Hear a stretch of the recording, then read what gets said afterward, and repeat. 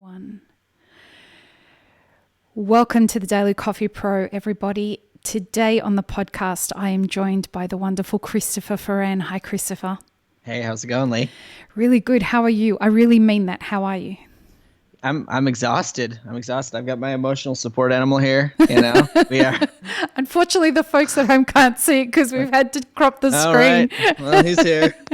Oh, bless his heart. Yeah. We are. We're gonna get through this thing. Yeah. Today we're going to talk about the uncertainty that's ahead for everybody. And I figured you would be a wonderful person to have this conversation with because we've been communicating quite a lot through this situation. And I know that you and I both had the privileged position of seeing from quite a good run up that this was coming. Mm-hmm. And then it happened and we're both in business. And now we're at a position where a lot of other people are catching up to the reality of what's going on. And that really leaves a global population with an incredible amount of uncertainty ahead of us. And us as an industry, that couldn't be more true, you know? And so I would love to hear and have a conversation with you about what your experience has been in the lead up to this moment and where you see this going. What kind of uncertainty is there? What kind of predictions you have, if any? And are you allowing yourself the freedom to do that? So why don't we start by talking about what the last week has been like for you?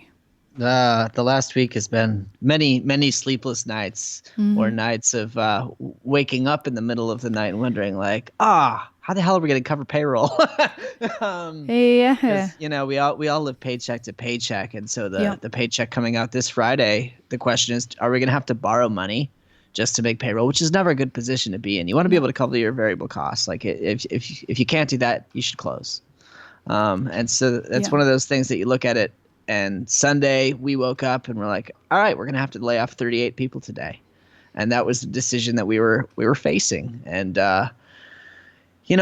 it's been a journey. We've had a lot of back and forth, good days, bad days. And the main thing is to just not, obviously we're reacting to everything, right? Like the situation on the ground is changing constantly, but you don't want to act in a reactive manner. You want to actually take the time and realize, all right, if I act right now versus 20 minutes from now, it's not going to have a huge impact. So let me just sit with this new information for a second and process it.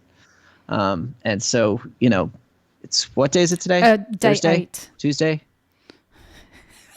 Day 8. It's my day 8 in quarantine. On average, I'm right, I think. Okay. That's the only way I'm seeing the world right now is, it's day 8.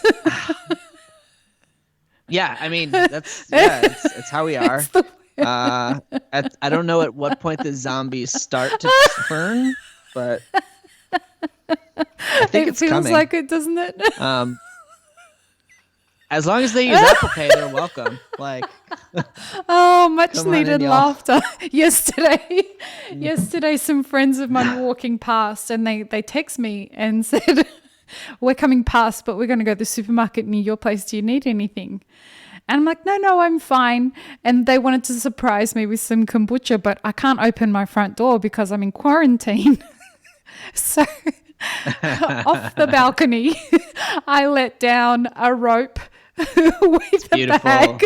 Total old school village type. And I'm like, this is exactly the kind of laughter that I needed today. That's good. Because I'm usually a positive person and I am typically always in good spirits, but you kind of look at this and you think, oh, fuck. This is so real, this situation. Yeah. That it really does feel like we're in a movie. I mean, this is the one you fear, right? This is 1918 all over again. Yep. It's not quite the Black Death. That killed a third of people. This is only going to kill 1/300th of people. We have no real way of knowing. We have no, let's hope it's less than that. You and I are typically quite fatalistic at times. Well, the ineptitude of this government is like, leading us there. It's like, even though we saw this thing coming, it's like the question is not, is the Trump response going to be bad? It's how bad is the Trump response going to be? But even if, like, all right, I've been warning people since January. I've been putting up blog posts and podcasts, and I've been sending emails, and I've been doing all of that stuff since January. Yep. Right? Who paid attention? Other than like me. You paid attention. A bunch of people, people paid attention, but not everyone. A lot of people, not even the majority of people. I was getting emails from people saying, don't you think that you're being, they were using words like fear-mongering and extreme, and it's not going to be that bad. It won't even become a real thing. The Democrats are causing all of this shit. And I'm like, we are in day 8 right now, and there was a piece in the New Yorker, yesterday, about how to convince your boomer parents that this thing is real. Yeah. And my parents they know I'm stressed out of my mind, so they're texting me like, hey, do you want to come over for dinner? And I'm like, no, dude, you were just at the gym. You were just in the ER with your neighbor. I don't want to come anywhere near you right now. It was really interesting as someone who, I've had it, and I have spoken with people. God, there are times I say that and I don't have any reaction to it. And then there are times that I say I've had it and I feel like this emotional surge happened from it. And I don't know why, but it just happened then. And they have found another symptom that I thought I was getting that was completely unrelated. It's the itchy eyes. So for the last few days, actually since the second day that I got it, so the fever broke really quickly, but then I noticed I started getting this stinging across this part of my eye, just the edge here and here, but mostly on this side. And then since then, my eyes have felt like they've had, I think you call it in America pink eye. We call it conjunctivitis, where it just feels like everything's cloudy and the eyes are super itchy. And I'm like, I wonder why that's happening. And then I find out today that's another symptom of having coronavirus. And you just think, oh, shit. Okay, now I'm understanding much more why they're saying don't touch your eyes. But it's all exposed mucous membranes up there, know? It's very easy to transmit the disease. Do you guys have any people in your staff that have contracted it? So far, where's wood? No. We implemented from day one pretty strict procedures to avoid cross-contamination. We only have one barista on at a time. If we have to have a third in at a store for whatever reason, they're only allowed to have exposure with one other barista on staff. They have to leave at least an hour before the closer comes in. And that's just to reduce the amount of crosstalk, really. I'm the astronaut who gets sent away so that I don't get measles. Because I can do production, I can do you can do all of it. Barista, I could So I'm pretty much the alternate. So I'm pretty much hunkered down unless if the roastery is empty, then I'll go in.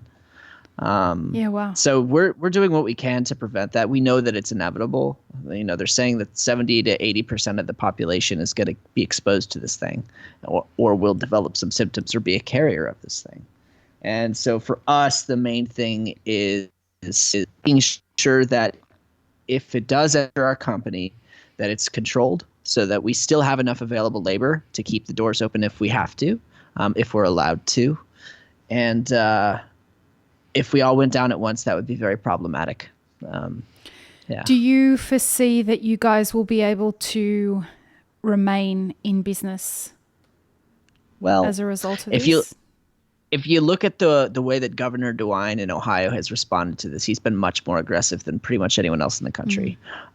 So he shut down restaurants and bars Sunday night and moved everyone else to takeout. So right now we're takeout only. Right. Gatherings larger than I think it's now 10 are banned. He moved the election that was supposed to be yesterday. They're moving very quickly and aggressively on this. And today, for the first time, I heard him use the phrase non-essential businesses. So I do think that was an introduction to the concept that there are these ideas of businesses that are non-essential and that they will be regulated. What are they calling non-essential business? Retail.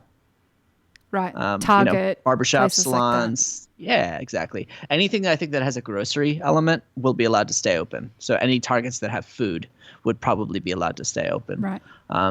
But that is my guess that we're going to see, the shelter in place, complete commerce lockdown sort of order coming in Ohio in the next week or two. Be my touching suspicion. Your eyes. Stop touching your eyes. I know. As soon as I did it, I felt that. I have a natural aversion to be like, I don't want anyone to have to experience this. Please stop touching your eyes. I washed my hands before I got on this call. I check my temperature 4 to 5 times a day. What else? It's also allergy season, which is really fun because I'm getting on my baristas like, hey, these are my symptoms. I'm like, you have a runny nose? They're like, yep. I'm like, you're probably good. No fever. You're good. Yeah, runny nose. Take your temperature. That was the surprising part for me was that, everyone kept saying, it's like the flu. It's like the flu. It's like the flu. And I got it. And I'm like, it's not like the flu. Not like the flu. No. And, but the weird thing is like, once you get it, you've got it. Mm-hmm. Right, and I feel like I even remember the moment somebody gave it to me because some asshole coughed as I was walking out of the airport, coughed virtually in my face. And I'm like, fuck. Awesome. And I shot him this death stare. He's like, what, bro? Anyway, I'm fine. Of course. That's the best part about it. All right. So coming up to this, in the lead up to it, in the point where you turn around, Sunday was a real turning point for the industry this past weekend. Yeah. Had you talked about what you were going to do ahead of time? So kind of. I mean, my business partner handles more day-to-day operations and finance. Mm-hmm. I tend to hold down more of the strategy and product side. Mm-hmm. And this fell in the middle, really. Yeah. And it was a weird place where I had a lot more operational ease than he did because for 2 years after college, during the last recession, I was an administrator at a healthcare clinic. Mm. And so, I had a pet interest in epidemiology. So I knew a little bit of a thing. So put a document together pretty quickly, adapted from one that someone from Counterculture sent me. Mm-hmm. And we implemented that right away. And communicated pretty strongly to our customers what we were doing and why, and got their buy-in and support, which made a lot of difference, I think. Yeah, you handled this so well in the lead up to it. It was great. You reacted really quickly. It's one of those things that you can't really foresee what's going to happen, but you have to have a broad enough understanding of what's coming and what's possible that you can make moves very quickly if you have to. Mm. And so I'm always looking at like what the next crisis is, what the next recession is going to be. And we knew one was coming. We just weren't sure what the cause was. Yeah. And we didn't anticipate that it would be an entire pause of the economy. Like something of this scale and magnitude has never happened before. No. And, we know that the industry is not going to survive without some bailout. So what we really should be doing is collectivizing. What SCA should be doing instead of having a damn convention, which they still haven't canceled, is lobbying the federal government to bail out hospitality. Yeah, but I'm not sure. I mean, I'm as business owners, we understand the challenges that everyone's facing right now. The way I was talking to someone from PwC, Price Waterhouse Cooper, yesterday, and I explained it to him that for most businesses, this is the equivalent of a dragon breathing fire on a wooden house. Oof. Yep. As opposed to someone lighting a match and starting a fire on that house somewhere where it could start to kindle. Right. And as I was saying it to him like that, I realized, you know what, that is the perfect analogy for what just happened to our industry. Yeah. I mean, And go ahead. SBA loans that they're announcing 3.75%, 30 years sounds great, except that it's like, all right, what's my margin right now? Like, Right. It's less than 3. A lot of businesses are running at less than 3%. yeah, I'm already running out my LOC for payroll, and Yeah. then I'm gonna have to borrow again to cover the line of credit. It's, Yep. come on, no. Yeah. And that's the thing. It's like right now, you look at this and you think, a dragon just breathed fire on my house. Mm-hmm. Which part of this do I try and fix? Which part of it do I like? Some people have been so overwhelmed by the devastation that they're experiencing that they don't quite know where to start problem solving. And what advice do you have for people like that? The situations, a lot of them are so different, but there are a lot of common experiences that we all have, which is, we all have worked really hard for this. We didn't get into coffee to get rich. We got in for the passion of it. And this can really challenge that. Oh, yeah. And if you did get into coffee to get rich, hi. Yeah, right. You got some bad advice, dude. Should have hired me. Pay me $100 for me to convince you not to do it. I would have saved you the amount of people who I have saved millions of dollars for by just having a coffee with them saying, don't do it. Don't do it. So there's that element. And then there's the element that like, yeah, a lot of us are living on borrowed money, or, I feel bad for the people who put their life savings into it. I'd rather risk the bank's money any day on this because, thanks. But and if you are, go ahead. Sorry, Christopher. One thing that we're talking about in Cleveland is ways that we can all collectivize and have kind of some, tacit or not, whether it's you discuss it explicitly, half the shops that close won't reopen ever. I think it's going to be higher than that, mate. Probably. I'm just going to say half because that feels big. And, that's it's big enough emotionally, that I can that's what a lot of us can deal with right now. But yeah, we know it's going to be bigger than that. But because this industry is a house of cards in a lot of ways. So most of the operators out there don't have a background in business administration. So it's really, really challenging. So Can I just mention something right there? For anybody who is under the misguided idea that this is covered by insurance, I need you to understand very quickly that loss of business due to any kind of viral or bacterial outbreak does not exist in this country at all. And this is driving at the heart of what's going on with why SCA will not cancel Expo right now. Yep. Which is so weird because they could just tell people not to book flights and hotels and that they're working on it. They could actually show an interest in keeping the community safe instead of just being like, oh, we're trying to cancel it. And that's all they're saying. Yeah. I wonder what happens if they have to. I mean, most people book flights and stuff anyway. Like anybody who's booking flights now, that's just ridiculous. If you're listening to... Do not book your flight. Expo's not going to happen. Don't do it. Yeah. And that's not an official thing, but I'm telling you they're doing everything that they can to get confirmation from the governor that all events have to be cancelled so they can put the official word out there that it's not going to be happening. Even if it were happening, what the hell are you doing flying right now? Correct. So sorry, I just wanted to, because I got a call from someone yesterday saying, that this is coverable on insurance. I'm like, no, I've said it on the podcast a number of times. I called in my insurance broker and had a very long conversation with her about this situation. And she said, can you explain to me why everyone seems to think this is covered by insurance? And that was 4 weeks ago. Yeah. Anyway.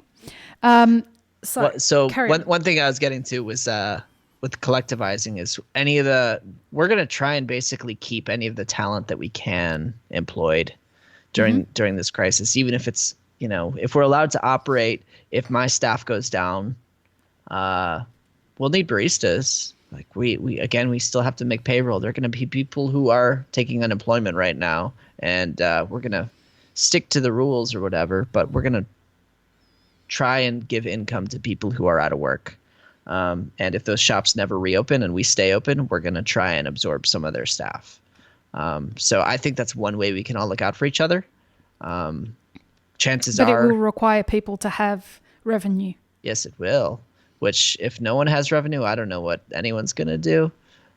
It's looking entirely possible. I don't know. Maybe we can look at test cases in San Francisco and see how that's going.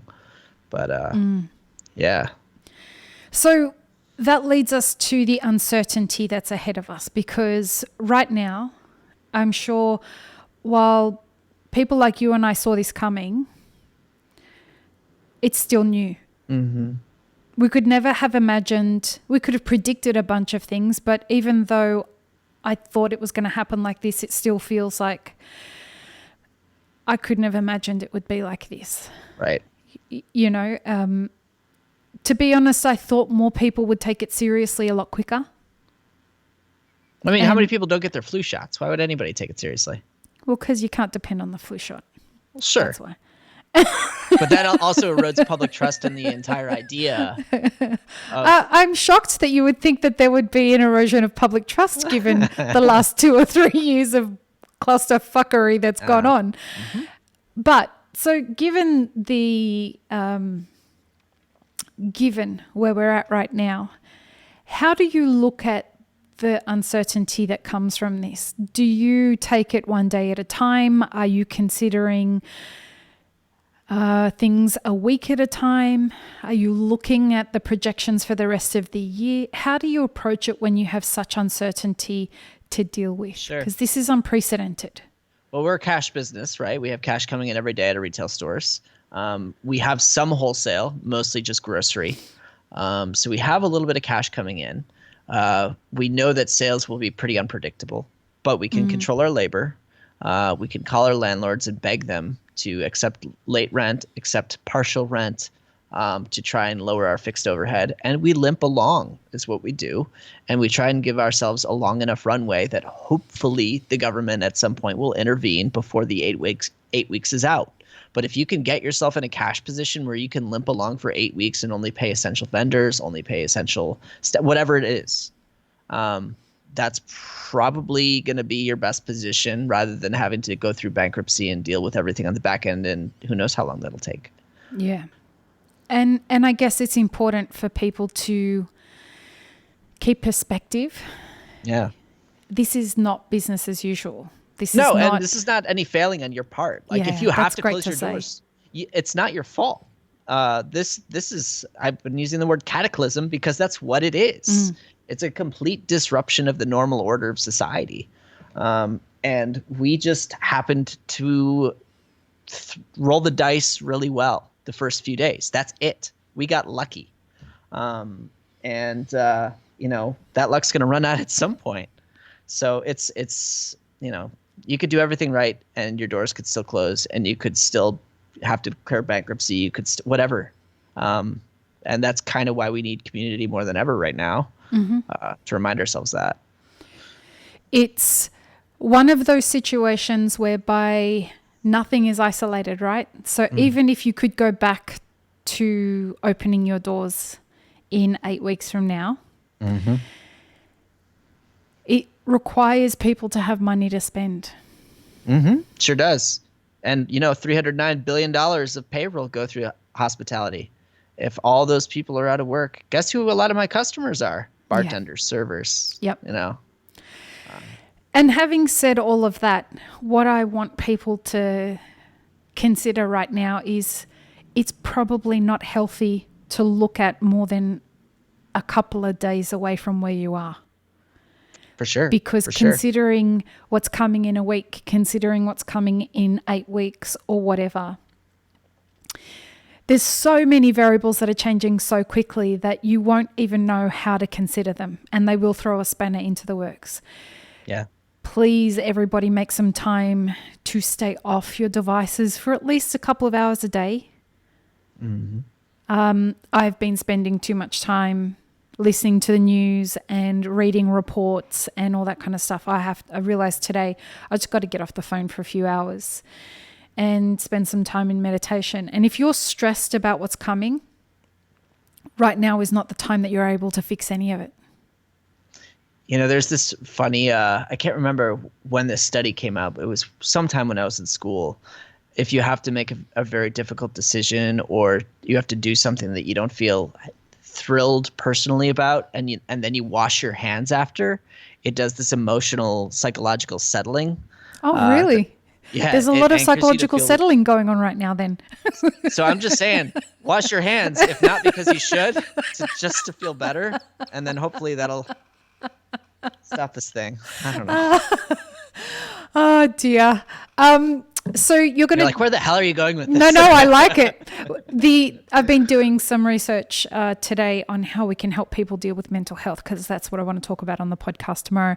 So what we're going to be posting is a friend of mine sent me what's called an emotional wheel. And it's a graphic that lists the base 7 emotions and the emotions that stem from that. And so the literature says that once you can identify and name your emotions, it de-escalates a lot of the impact of having those emotions. So if we can help people identify that they're feeling angry and they're feeling out of control and they're feeling all of these things, being able to name those things can help people process what's happening. For me today, I noticed that a lot of anger was hitting big time. I was angry about a whole bunch of stuff. And I'm like, I just need to talk. Again, I'm in isolation on my own. So talking those things out really helped me be able to be like, all right, so this is where I'm at the stage of what's going on. I'm looking at the fact that we're also focused on money right now, that we haven't even really started to talk about what we all know is coming. And that's going to be even more devastating than what's happening right now. And, once people start having to progress to different levels through the process, having some tools in their pocket that allow them to be able to name and de-escalate some of the emotions is going to help with making decisions about an uncertain future, because we don't know what's going to be, who survived the battle and who didn't. That's right. Yeah, I feel very fortunate in that our leadership team has all gone through nonviolent communication training. Yeah, that's wonderful. And so, we're able to have these difficult conversations openly and explain the difficult choices that we're making, and everyone sort of understands because they can check in with themselves and see how it resonates. But yeah, self-empathy is going to be something that we should all remember to practice. Yep. In the times ahead. It might be worth me finding a counselor or a psychologist that has some specific training in this that we can bring on the podcast to have. Like, I know a few. Yeah? Actually, I'd love if you could put me in contact with some of them so that we can bring them on with one of them, even just to bring them on the podcast and have a conversation with everyone about how to process these emotions and understand that this is the same as a disaster that you didn't see coming. You got it mentioned on the weather forecast that there was a disaster coming, and you think, they've always told us about that hurricane that's coming. That it never rains. No, right. So you are going to be doing an Instagram live on our Instagram at 6 p.m. Pacific time while you're sipping on a whiskey or something, no doubt. That sounds exactly right. I've earned it. Yeah, you have. You know what's funny?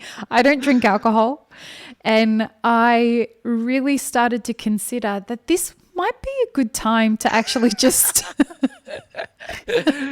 have a whiskey. Yeah, definitely. Perhaps when we get to just the make other sure. side. I will be contacting you for some recommendations on what I should be drinking. Trust me.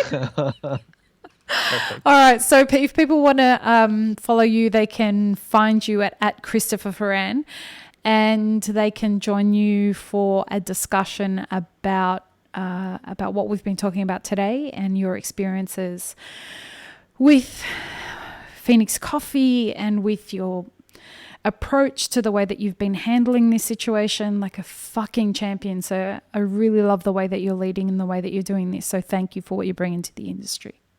Well, thank you. It's very kind. And they can find you at I Map It Forward tonight at 6 p.m. Pacific time, 9 p.m. Eastern. That's right. All right. Peace, love, and peanut butter, everyone. Thanks, Christopher. And wash your damn hands. Wash your hands. Keep keep everything out of your eyes, please, everyone. Yes. All right. We'll talk to you tonight at 6 p.m. Sounds Bye, man. great. See ya.